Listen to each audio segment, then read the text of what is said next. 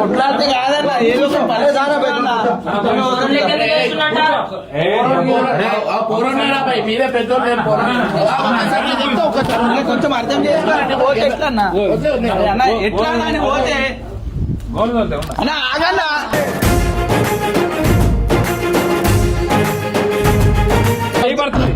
అన్నా అరే అరే పిచ్చోడు ఉన్నాడా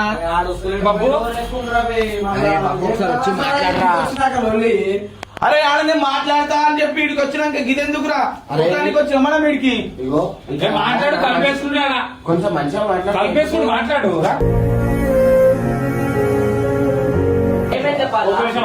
పంచాయతీ చెప్పు.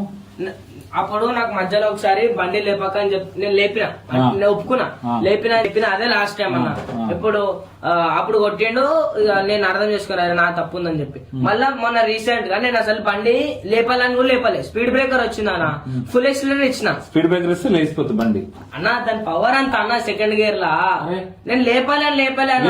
ఫోటో తీసి వీడియో తీసి పెట్టిండు. లేపకుండా ఫ్రంట్ లేచిపోతాడా? లేస్తుంది అన్న, దాన్ని ఎక్సిలరేటర్ తో లేస్తుంది అటెండ్ వస్తుంది అన్న. ఆ బండి ఎంత అన్న, ఆ బండి ఎంత నేను చెప్పేది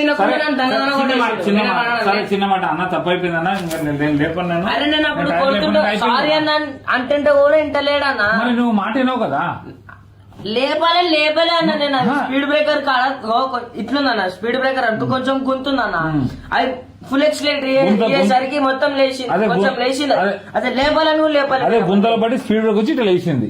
అంత లేపలే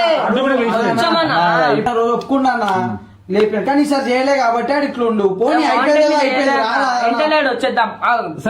ఫోటో తీసి పంపించిండు. నేను బొంగ నన్ను కొట్టిండు.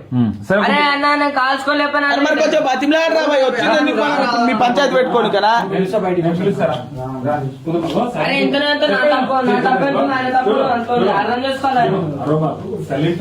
నేను గమ్మున మాట్లాడతా, బిల్లా మాట్లాడతా. సరే సారీ అన్నా అన్నా అన్నా